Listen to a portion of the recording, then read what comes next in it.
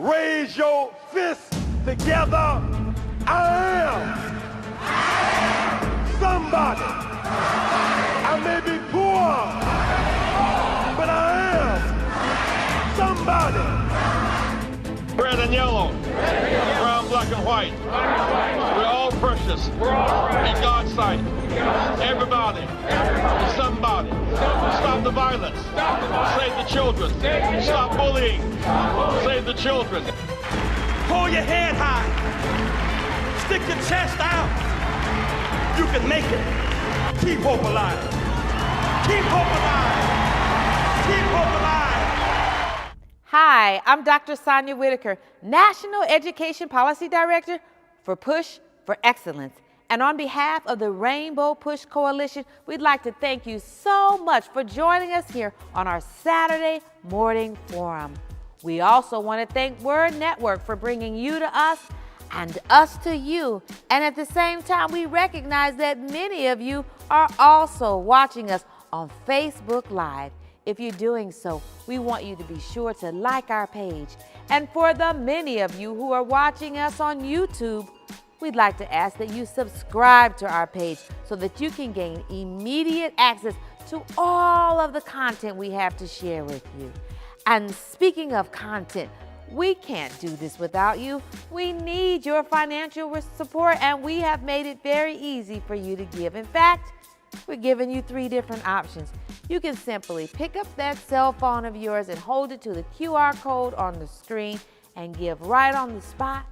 And if you elect to do so, you can also take that same cell phone and text the word PUSH to 41444. Text PUSH to 41444. You may also consider simply going to our website at rainbowpush.org and pressing the donate button. We have a lot in store for you today. Please allow us to pause for just one moment and offer our condolences to the family of our dear friend and colleague, Frank Watkins. And later in the show, we'll share more about his life and his contributions to the organization. Whatever you do, don't touch that dial. We'll be right back. The push is on.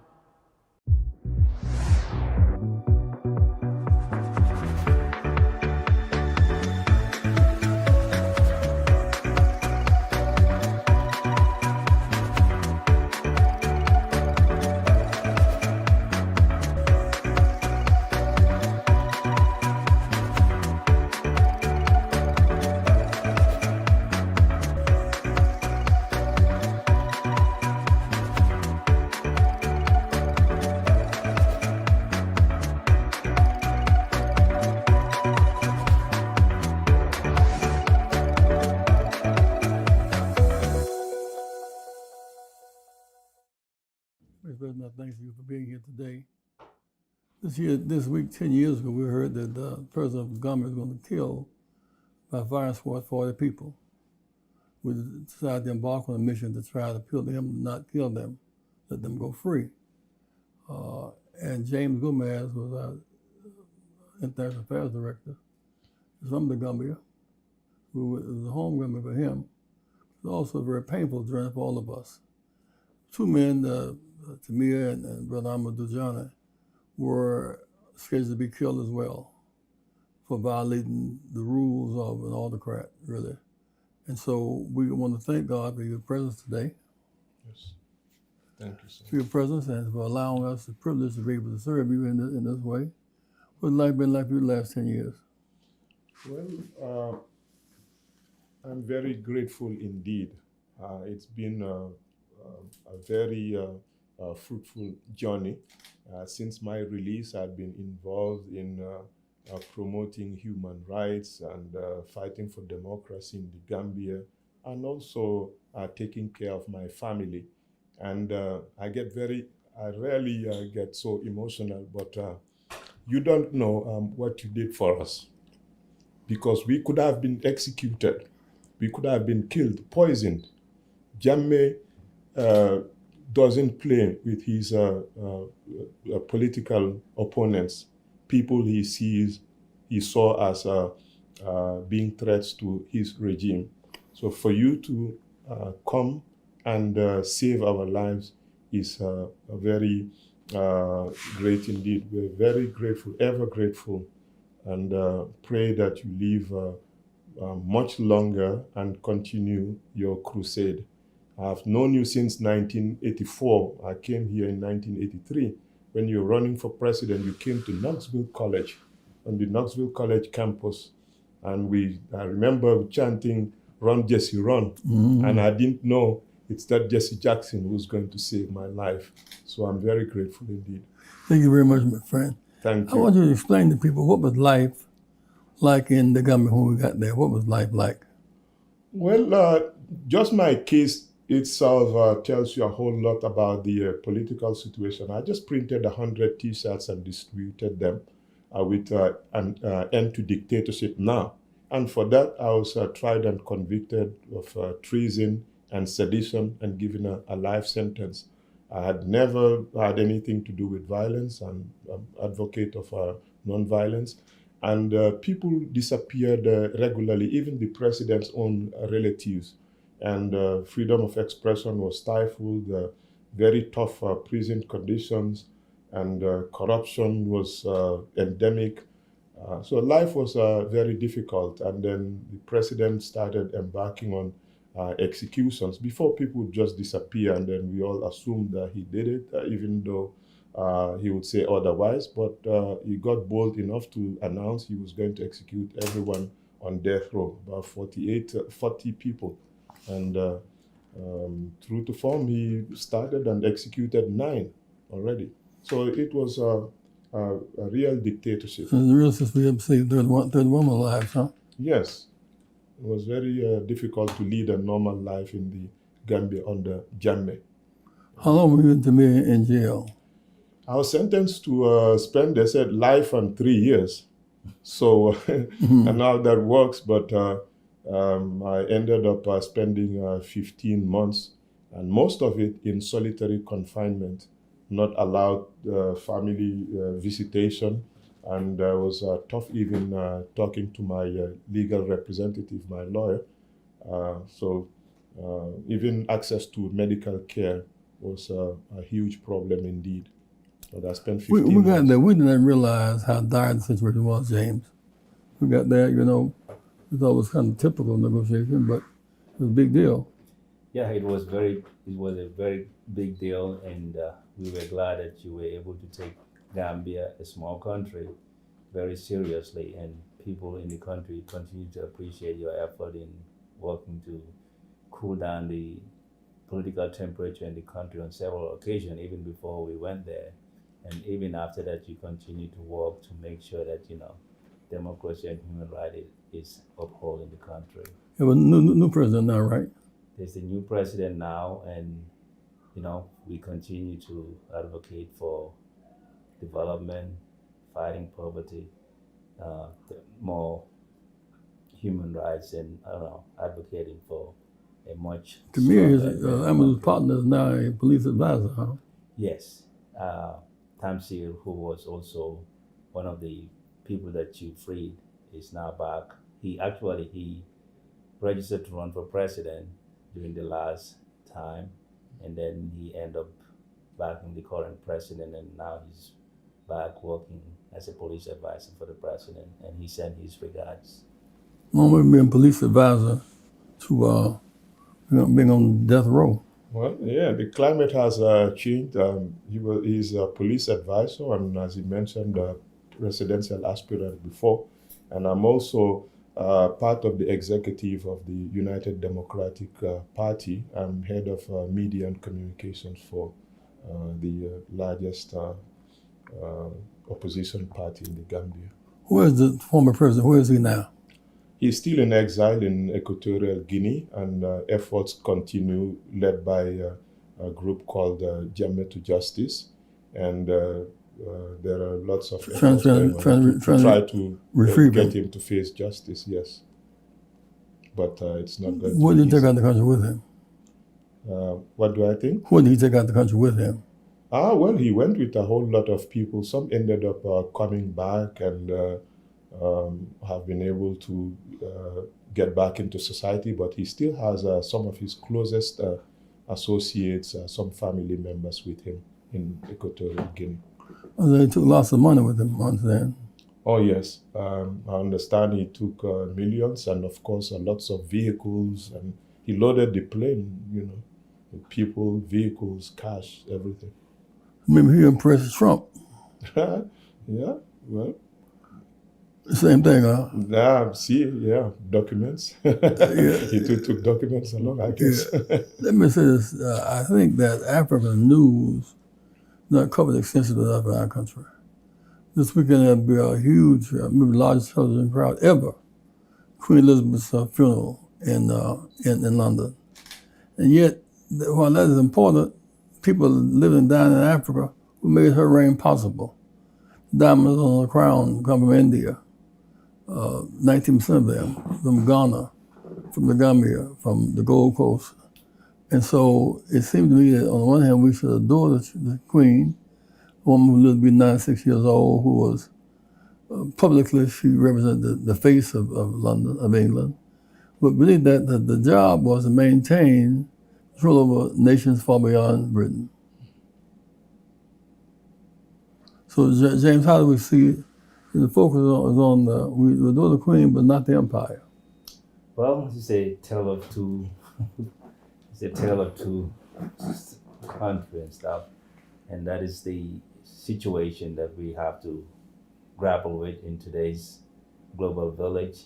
And also, let me add that this is a wonderful anniversary of when you went and freed them, but it's also fitting because today is Dr.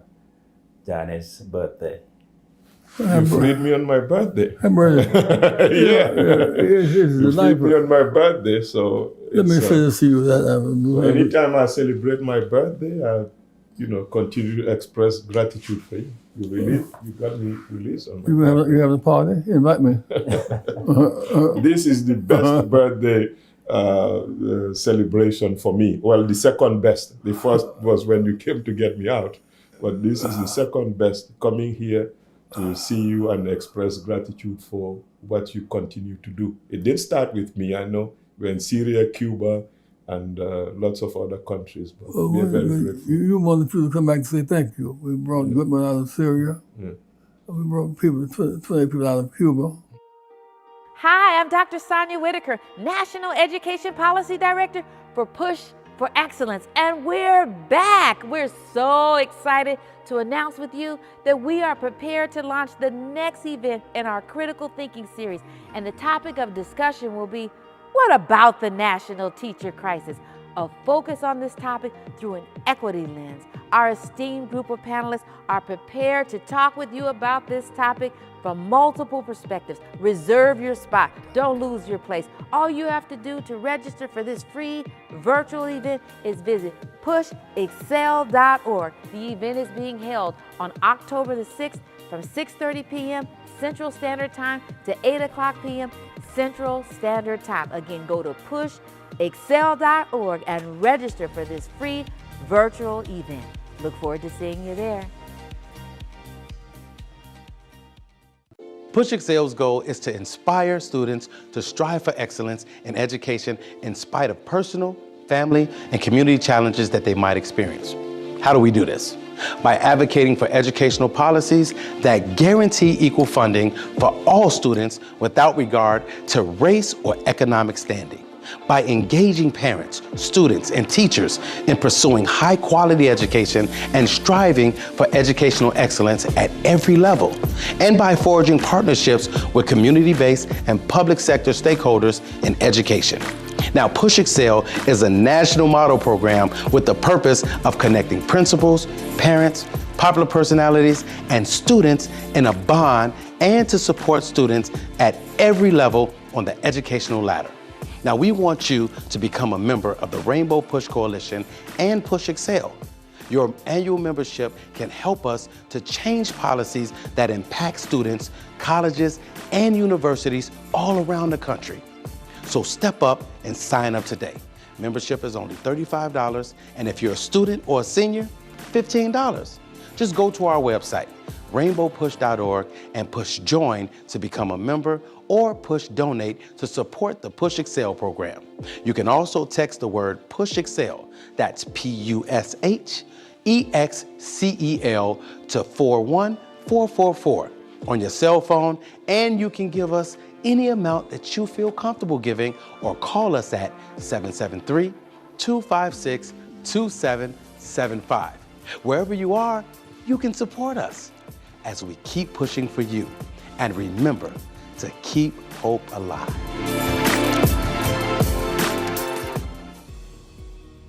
Thank you for tuning in. Reverend Jeanette and I are excited as always to bring to you a spotlight on education.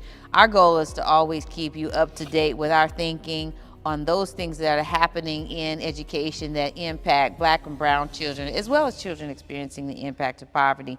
And one of many things that are on our mind today is really actually associated with the fact that even though the president has indicated that we are technically not experiencing a pandemic at this moment, there are many Americans that are still experiencing the impact of COVID-19. And with that in mind, we can't help but to wonder, because we're always thinking about students and their performance. Not only are we thinking about what was the impact of COVID-19 on the academic well-being of our students, but we're also interested in having a conversation about, again, how does that impact their learning and what should be done about it as we go into what is almost a normal school year And see, for I them. think part of the thing is schools have these standards that don't apply right now, because if I've been out of school for almost 3 years, I've been almost self-educating. It's almost like homeschooling without a homeschool teacher. And many parents have not been able to follow the rigors that are required when you're in a classroom setting. So I'm not so sure that the discipline has been effective, the discipline of study and work that you would have in a normal school day. So how do we evaluate students? Do we evaluate them based on test scores? I think that's a great point, and one actually that I hadn't considered, which is the discipline. For example, when students were in the home setting, they were able to be more relaxed. Their schedule was more relaxed. The way they moved around about their house was in an environment that many of them were very comfortable with. So to take them from that environment and then to place them back in the structured environment, It's a that transition. alone, absolutely. Even grown-ups have a hard time with that. People are still not transitioned fully back to work. Right. Because they've been off for 3 years almost, and they've, you do a little bit of work, you go eat, you go watch a little television, you walk, you do a lot of different things. Now you may get the work done, but the discipline structures are no longer there. And so now to go back into a structured environment, I'm sure you have discipline problems, you have attention and focusing problems for the kids. Well, I'm glad you mentioned that, because I want to stay there for a second, because I hadn't heard people talk about what the transition itself might be like for students. And I know that I'm able to be productive at work, but I really didn't enjoy working from home, and I felt like I was 10 times more productive because I didn't have to make the long drive. And so again, what does that look like for students in terms of how does that impact their learning? It's definitely an issue that should be addressed. I say if you are a self-motivated person, you're a reader, being at home would be wonderful. You just read books all day long, read at your leisure. You could program yourself. But I may spend all my time reading and no math. I may spend all my time doing various other things, and I may decide I'm going to do art today, all day. Right. You don't do that in school. So how do we help these children transition back into, we have art for 1 hour a week or not at all? Right. I may like music. And while I was at home during COVID, I experienced all kinds of music. I played an instrument, I listened to music. I can't do that now. When I feel like hearing music, I can't play a song to read by. So I think we have to reimagine school and then reimagine how we evaluate students. I graduated with my master's from Governor State when it first opened, and their concept is you don't need to do grades, because grades are not a measure of what you know and what you've learned. They are a measure of how well you can regurgitate what somebody thinks you should say in response to questions. And so they had a different formula for evaluating academic progress. And when I taught at Hales Franciscan, I used that method. I told my students, everybody has 100% right now. These are the learning objectives, and we're going to measure your progress by these objectives. How are school districts, given all that we've just discussed, how are school districts going to evaluate students? You know, I can appreciate that question, and I want to add value to that by suggesting that not only are students being evaluated, but school districts are being evaluated. With regards to the first part of your question, I think that staff, meaning administrators and teachers, should take into consideration any level of significant learning loss that students did experience during this transition. And so when students return to school, I know in a couple of weeks they'll be issued progress report grades. It is my greatest hope that school districts have taken into consideration how students experienced academically progress or lack thereof during that time period, and then talk with parents about how they're accommodating those students' academic needs relevant to that experience. But Reverend Jeanette, one of the things that I'm really struggling with now, and I might have mentioned this before on the broadcast, is with school districts being issued report card grades. I mean, I thought for sure for the next couple of years, school districts, particularly in the state of Illinois, would not be issued a grade based on performance, given all that we know about what has occurred. So in October, all school districts in the state of Illinois can expect to receive a quote unquote grade based on their performance, and I really struggle with that. Well, I think it's both. It's both the school district and the student. How can you evaluate my performance when you had no guidelines from me, really? During this whole period of COVID, you were reimagining how I was going to be taught. And now you want to grade me under the same scale that was pre-COVID. It's not going to work. Right. You know, you want me to read at a certain grade level. I should get some, you know, are you reading at 10th grade level, 6th grade level? Where are you? Well, I think you should ask yourself, how can I be evaluated based on my growth? What outcomes do you expect me to have, having been under an occupation for 3 years? Well, you know, when you go and issue a grade, and I understand, you know, the federal government has certain requires of the Illinois State Board of Education with regards to this topic, and yet I always believe that we have the power and enough influence to influence thinking at that level as well.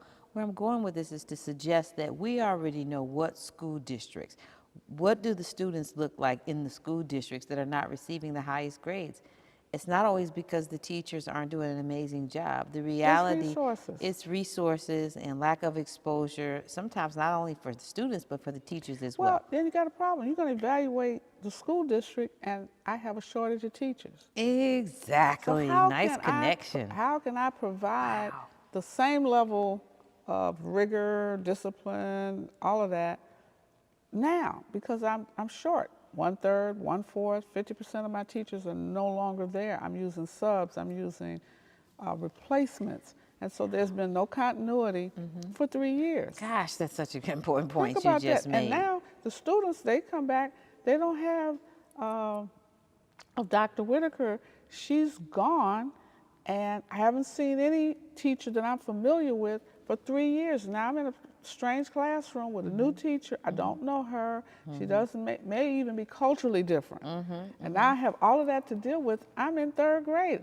I'm not going to do well on the test because I haven't taken a test in 3 years. Right. I may have done a little stuff online, but this is a very different time, and I think we have to rethink how we evaluate progress. That's right. Very good. And it's where my starting point is. You know, so. Yeah, the accountability, and we're not suggesting that schools or school districts should not be held accountable for student progress, because we do know that teaching took place during COVID, and we know in many instances learning took place. What we are advocating, however, is a change in the system in terms of what you are expected related to performance of the school districts. It requires, as Reverend Jeanette so eloquently stated, a different approach. And we got to rethink it. Parents, you need to be asking these questions. You have to go to these parent-teacher meetings. You need to go to the LSC meetings if you're in Chicago, or the board, school board meetings, and raise questions. Your child's future depends on your advocacy. Just asking questions, not out of anger, not out of frustration. That's why we're going to have a parent revolution meeting at PUSH, because there has to be a discussion with parents. What should a parent be asking now? Right. Well, speaking of what should a parent be asking, I think that's a great lead into our other topic, which is related to books being banned in the state of Illinois. my I God. believe there are at least 4 school districts now that are engaged in the process of banning books, and in some instances, parents are leading that charge. Any thoughts about that in particular? Well, I Reverend think Jeanette? the question is, I remember growing up at a time when books were banned. For example, we were required to read Chaucer's Canterbury Tales in English. Well, you could only read certain Canterbury Tales because some of them were more sexually descriptive than the other ones. I didn't know who Chaucer was in the first place.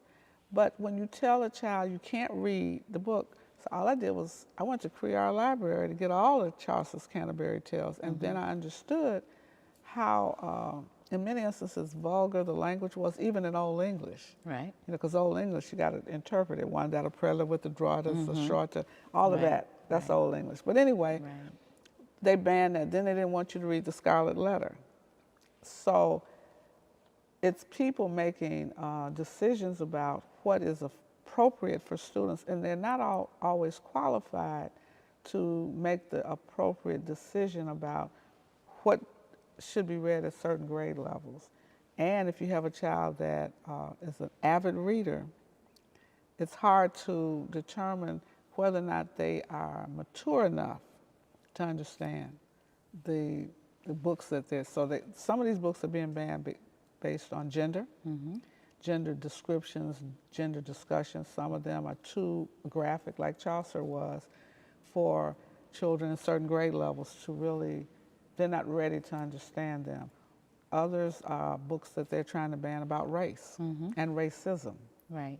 And so parents don't want their children to understand the challenges African Americans have had in this country. So should they be banned? Who should decide? Well, I think that I'll jump on the second part of that question, which is the who should decide. There you go. Site-based. I think, going back to the other point you made and connecting it to this, parent advocates. The reality is that parents, I believe parents of all races should have a say in what is happening in their schools and what level of curriculum that their students are being exposed to. That is the role of parents. In terms of problem solving, I would suggest that the parents that I'm speaking to and community members actually get involved. Don't wait till the curriculum is decided. And many times at Board of Education meetings, there will be presentations about the types of materials your students are to be exposed to. But I also want to encourage an open mind about the type of literature students are exposed to, because many instances, sometimes there can be misunderstandings about the school district's objectives. I'm a school district official, so I can appreciate that statement that there is not always a negative intent. And so just planning and continuing to work in harmony with the school district officials by being involved and making sure that your interests are indeed articulated is the best way to go about approaching this topic. And I think that there are school psychologists who look at curriculum, look at books, textbooks. They should be brought before parents, educators, and administrators to say, these are the books that we don't think your child should be reading at a certain grade level. I was in a school district back in '97, and the big issue was same-sex marriages. They had just started discussing them. And the question was, should the school district present that information to students, or should that be left to the parents? Yeah, I think the biggest kind of being redundant, the most important thing, the biggest lesson to be learned out of all that we've seen is that the parents should be involved. I mean, I agree wholeheartedly with that they should have a say in what is. And certain things, parents should be able to meet with the school official, not to go up there cursing and clowning and fighting, but to really have a serious discussion. Why should my child be exposed to this particular text? Why should my child know about racism in America? Yeah, and I would really want to take this opportunity, speaking of that portion of the conversation about books being banned, particularly as it relates to injecting the spirits and the lives of Black folks into the curriculum. I can't help but to think about the quote from Cesar Chavez, which is, preservation of one's own culture does not require contempt for another culture. And so that's why I say that I believe that parents should be involved, but we should also position ourselves of all races and backgrounds to hear information about why it might be important to include information about the contributions of Black Americans in the curriculum. Well, and the challenges. I remember when my daughter was in 3rd grade, they taught about the Holocaust as they taught it to Jewish children in Sabbath school. So I think that learning about our unique challenges and cultural differences is important. It's not easy, and it can be painful at times. Absolutely. But it's the type of how the books discuss it is what we want to look at.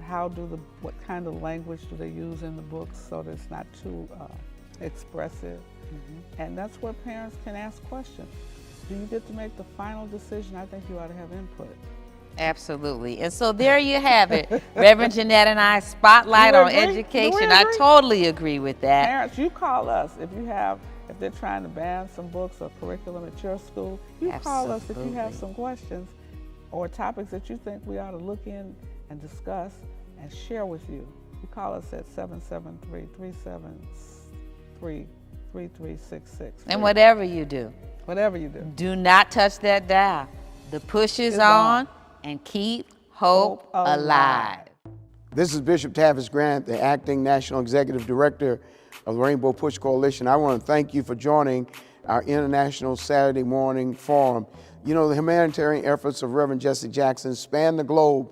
We just sent a truckload of resources to Hazard, Kentucky, and our Keep Hope Alive Eastern Kentucky campaign. I want to thank you for your contribution, thank you for your commitment, and thank you for your consciousness as we are showing care and concern for people all over the country. And we have our first truck going to Jackson, Mississippi.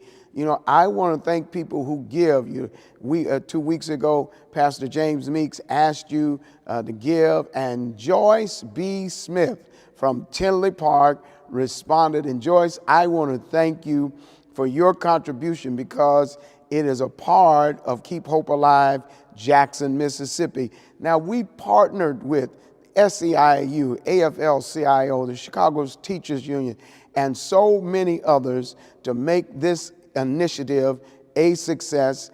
And I want to introduce to you a great partner, the New Day Coalition and SEBA, a new national organization that we've been partnering with as it relates to Jackson, Mississippi, and an incredible leader, Pastor Fletchman of the Abundant Living Christian Center in Dalton, Illinois. Stay tuned. I want you to see this. You know, we talked about our partnership and our collaboration in bringing hope to Jackson, Mississippi. And we're here at Abundant Living Christian Center in Dalton, Illinois, with our phenomenal partner, Pastor William Fletchman. He's been doing incredible work along with Pastor Anthony Williams and SEBA, a New Day Coalition. All of these pastors, all of these faith leaders, including one of our elder statesmen, Apostle Carl L. White. You know, as we deal with the politics of food and the politics of water, it is so vitally important that you become educated, empowered, and engaged. Pastor, I want you to share with the people what you and your church have done, the men who are working today, volunteers who are here today. This is a big deal. Very good. Really, really big deal. First of all, I want to thank Bishop Grant and Operation Push for partnering with us along with Reverend Anthony Williams. But this is a huge day today. I want to thank all of our partners as well who have donated water. We've had people that have donated water that actually live out of state. So we want to thank everybody who participated. Now we're getting ready to ship this water down to Jackson. We have guys working here. We're getting it palletized and shrink wrapped, and we're getting it loaded, prepared to go down either tomorrow or Friday morning. So just want to say thank you. It's been a wonderful experience. We're not stopping here. We have our first 1,584 cases to go down to Jackson, and so we'll be continuing. So we thank you for your continued effort. You know, Pastor, you've served in the military. Yes, sir. 2 tours, is that right? Yes, sir. And you know what it's like personally Yes, to sir. be without water Yes, for sir. several months. Yes, sir. Talk to our viewers about that, because I think that's some skin in the game, no pun intended, in terms of people understanding that, you know, the impact that this has short-term and long-term on this community. People can't get the water in their mouth, shouldn't be walking through the water, boil the water, and in some instances it increases the lead in the water. This is a really, really big deal, and now we're looking at Dixmoor here close, Puerto Rico. This is a global deal, and you haven't served in the military experience. Talk to us about the impact as you see it from what your personal experience and now being a part of this initiative. Okay. Well, I think in the 20th century that this is absolutely absurd for people to have to live this way, first of all. When I was in the military, we were rationed 4 quarts of water a day. And so you could either bathe with that water, you had a choice. You could either bathe with it or you could drink it. We didn't receive showers for about 3.5 months. We used baby wipes to bathe with. And so most times we had to use the water to drink because we had to survive. And I can't even begin to imagine, you know, the impact that this is having on residents and those that were not skillfully trained, such as myself, to be able to deal with certain situations like that. I just think that this is a tragedy that they're even faced with this type of issue in 2022.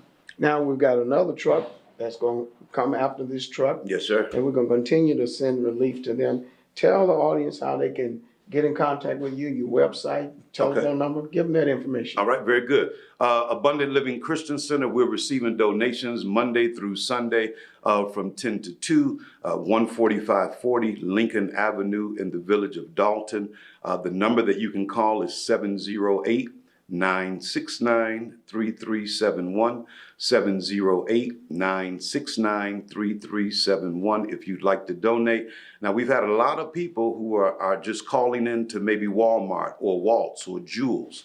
You do have the ability to just call and order in, and we can go pick it up once you place that order. Facebook, Instagram, Twitter. Facebook is Abundant Living Christian Center. Twitter is pastor.whf. Listen, you know, this kind of work is so fulfilling and so meaningful. And this partnership, this pastor working along with Reverend Jesse Jackson, SEIU, Chicago Teachers Union, and so many, many more of our partners, not just here in the Midwest, but literally around the country. You see the website at the bottom of the screen, www.rainbowpush.org. This is so very critical. The politics of food and the politics of water and the impact that it has on marginalized communities. 150,000 residents in Jackson, Mississippi, 80,000 of them are in the hardest hit area. Nearly 40% of them live below the national poverty line. This is a problem that we can fix.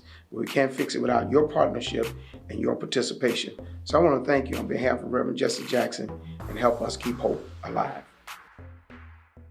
Hello, I'm Robert Patillo, and I'm the Executive Director of the Rainbow Push Coalition Peachtree Street Project here in Atlanta, Georgia. I would like to invite you to this year's 23rd Annual Creating Opportunity Conference, which will be held October 19th through 21st at the Hyatt Regency Hotel in downtown Atlanta. This year, we will be embracing the change in an unstable global economy. We'll be having sessions on everything from political leadership to elections to a women's roundtable, international discussions on social economic issues that exist around the globe. The first 2 days, you'll be able to log in and view the conference from anywhere in the world. For more information, go to rainbowpush.org or email myself, R. Patillo, at rainbowpush.org, or our program director, Trina Heathington, at theheathington@rainbowpush.org. And as Reverend Jackson would say, make sure that you keep hope alive. Welcome back. This is a very difficult time for all of us at the Rainbow Push Coalition. We've had so many transitions of significant people in the life of this organization. One of them most recently is the Reverend Frank Watkins. Some of you have never met him. You missed a very special person. He was been with the organization since Operation Breadbasket. And you know, I think of him as a man for all seasons. He did everything. That was the way it was at Breadbasket. He helped to draft the economic covenants that Breadbasket launched with companies in Chicago and in the Midwest. He helped to deal with getting companies to sign off on these covenants, like a biblical covenant saying that in return for the amount of dollars we spend with their companies, they would reinvest in our community in jobs and contracts. Frank Watkins is a person, when I met him at Operation Push, because Breadbasket had morphed into Operation Push in 1971, I came to work at Operation Push in 1980. Well, Frank Watkins was the one person who had a little office, and he did everything. He did research, he wrote speeches, he was the person that did a lot of the political analysis of the events that were happening.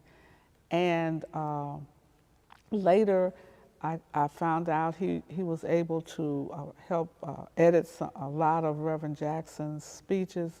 He edited his first book, really almost like a co-author of the book of Reverend's sermons, straight from the heart. And if you haven't gotten that book, you need to see in Rare Books, because it is a powerful expose of Reverend's thoughts and sermons and speeches that he had given to companies and countries and organizations all around the United States and around the world. Frank Watkins was such a gifted person that he would read the newspapers and help analyze our response to the critical issues of the day. As a matter of fact, when I first came here, one of the things I wanted to do, if Frank could write a speech, I could write a speech. And you learn from Frank how to craft language, how to craft your messages so that it didn't just reach the people at the top, it reached the people at the bottom. Frank Watkins had a work ethic, if anybody could have one similar to Reverend Jackson, it was nonstop. It was a continuous giving of himself to everybody. He never asked for anything extra. He just worked. And even in his latter years, you know, where people are looking to retirement, Frank continued to work for this organization. He went to work for Congressman Jesse Jackson Jr. and co-authored, edited books with Congressman Jackson, helped him, became a part of his congressional staff, was an invaluable resource to him, somebody that he could rely on for analysis, for research, for communication. Frank was the researcher, the press secretary, he was speech writer, he was author, and above all, he was a good friend. And so when we think about this moment, we can smile because we know that Frank gave a lot and shared a lot. And we're just so grateful for his long service to the organization, particularly to his friendship with Reverend Jackson and the Jackson family, and his love for civil rights, social justice, and change. He was a change agent. He was one of those progressive men of God that gave selflessly to help others. Frank, we'll miss you. I have a young lady who has been in this business of advocating for other people's health care for older than I am, but so I'm not going to tell you her age. This is Floretta Strong Pulley. She was formerly at the Veteran Affairs at the Veterans Hospital and really worked with veterans, and once she retired, nobody let her retire, and she has come up with what I think is one of the most powerful programs we can imagine. Because most of us, you go to the doctor, you don't take anybody with you, you just sit there and they do whatever they do. You don't know what they're doing, you don't ask any questions, you just want to hurry up and get out. So she's going to talk about, you know, she has a white coat on. Put on your own white coat. Tell us about put on your own white coat. Good morning, and thank you for this invitation, Reverend Wilson. I want to put on my own white coat. Yes, you got to put on your own white coat. The concept is called effective communication in healthcare, how to put on your own white coat. You know that most healthcare medical people, we wear white coats as a visual symbol of the fact that we've been to school, we've educated about the blood and it looks clean. And all the other concepts in healthcare. But you are the most important member of the team. It's a team approach. You got your doctors and your nurses, and you have technicians and everybody, your phlebotomists and radiologists and so on and so on. All those big names, you don't know what they are. But the thing is, the whole point of the program is to educate the community, not just my veterans, but to educate the civilians as well as the community as a whole, the faith-based, especially faith-based, the wives who make all the decisions, the mothers, the grandmothers, the sisters, the auntie, you know. So what you want us to know? I need everyone to understand that you are responsible. I'm responsible for my health care? You are responsible. So I go to the doctor, they're not responsible? They're responsible for their piece. But what's my piece? But you have a piece. What's my piece? Your piece is to effectively communicate your concerns. Your piece to say, okay, doc, I don't feel good. Oh, he gonna say, okay, explain it. What's hurting? Understand something. Doctors and nurses don't live with you. They're not in your body. So they don't know when I say I'm hurting, they don't know where? No. I need you to be very specific, doc. And the thing about us humans, you know we get well as soon as we get to the doctor's office. Oh yeah, I feel fine. You know we get well, okay? As soon as we get to the doctor's office, we forget that we've been up all night long in pain. So we don't tell the doctor. We don't tell it. We forget that the diarrhea lasted a month.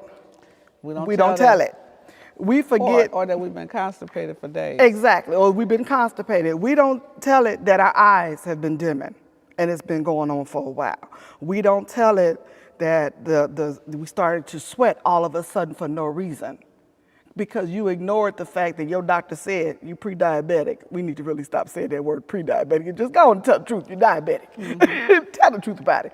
We forget to mention that, you know, doc, I really didn't take those pills you gave me, because I really didn't understand why you gave me that medication. So you are responsible. So one, we're responsible. What's number two? Number two, after accepting responsibilities for your life, you are responsible to go and research it. I advise everyone to utilize .gov in their research. .gov? .gov. So .gov. Whatever you put in the search engine, say you're looking up diabetes. Oh, so you say diabetes. .gov. Hypertension Period, or high blood pressure. .gov. The doctors say that you have arthritis. Okay, you need to know about this arthritis. Arthritis. .gov. Because .gov is going to lead you to the National Institute of Health or the Mayo Clinic. I know y'all didn't know that. The National Institute of Health is going to break it down for you. They even got a patient website. It's going to tell you from a layman's term what it's all about. We didn't know that. Did y'all know that? If you knew that, call right now, 773-373-3366. And they even got a part for the doctor. Really? It's got a part for the doctor and a part for the patient. So I they read both use sides. all those big words. I need to be writing it down? You need to be writing it down. So do I need a notebook when I go to the Yes, doctor? please. That's called the I Love Me file. Oh, that's number three. The I Love Me file with all the paperwork. Now see, in that I Love Me file, you want all the important information about you. You want your medical list of who your doctors are and how to reach them. You want your medications, what it is, what it was for, how often you're supposed to take it. So you have to have that on a sheet of paper in this Yes. notebook. Well, guess what? When you discharge now from the hospital, or when you discharge now from your primary care visit, they give you a little something called after visit summary. And what's in it? It's going to talk about what y'all talked about today. It's going to say what concerns were addressed today, and it's going to have a list of your medications. Because during that visit, it is required for your primary care physician and your other doctors, whenever you see them, to review your Now I gotta have a notebook. When yes, I go to that's the called doctor. the I Love Me file. The I Love Me file. You I gotta love take it every me. time you go to doctor, dentist, I eye love doctor, me. Any medical person. Right, write down your questions before you get there. Be prepared to engage in the conversation. This is not a one-way conversation. Conversation can't happen with just one person. It has to be two. Oh boy. It has to be 2. So what's the next thing? All right, so understand something. Unfortunately, every once in a while, we're going to get that doctor who don't have time to listen. You've got to, in a nice way, enforce the fact, I need you to listen. You got to also understand there's a little concept that we called multicultural communication. Yes, sir. Yes, ma'am. You know, multicultural communication is important, especially in healthcare. So if I'm African American and my doctor is not African American, Yes. I got to communicate so they understand culturally what I'm saying. Yes. You need to know all of these Yes, things. it doesn't matter what insurance you have. You are by law entitled to find someone who you can communicate with, someone who understands your needs. Yes. And so if they're not understanding you and you're not understanding them, it's time to change. It's time to change. Because you don't know what they told you to do. Time you to don't know when they change. told you to take it. Now, what do I do about all this medication that I got to Now, take? this part is really important. How to store that medication and where not to store that medication. Place number 1, never to store your medication in the bathroom. Why? Really? Yes, because the steam breaks down the medication. It is no longer effective. Please, please, never, ever, I know a ever bunch store. of y'all got your medicine in Please the don't do that. bathroom. Please got don't my do that. medication. You better get it out of there. Get it out that bathroom. And be aware of the children. Now, even though the pharmacy is using what they call the Hard to open. the hard to open bottles, we talking about our children. We can't open them, but I But bet, I bet you your they grandchild can. So you want to store it in a safe location. You want it somewhere, you can put it in the kitchen cabinet, way up high.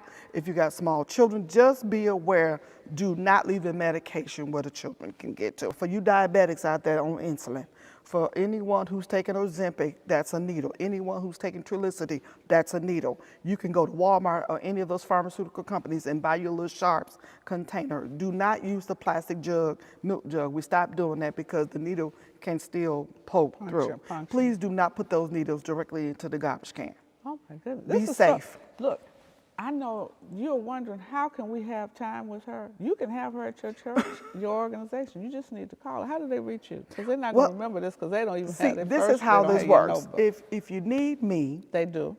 you can contact Reverend Wilson here at Rainbow I didn't Push. say that. Contact Reverend Wilson at Rainbow Push, because remember now I'm retired. So I will. It's actually no charge for the program. There is never any charge because part of my retirement is that I would agree to continue to helping out in the community. Now, the reason why I'm wearing this jacket that was made by one of my veterans, right here, 2 specific reasons.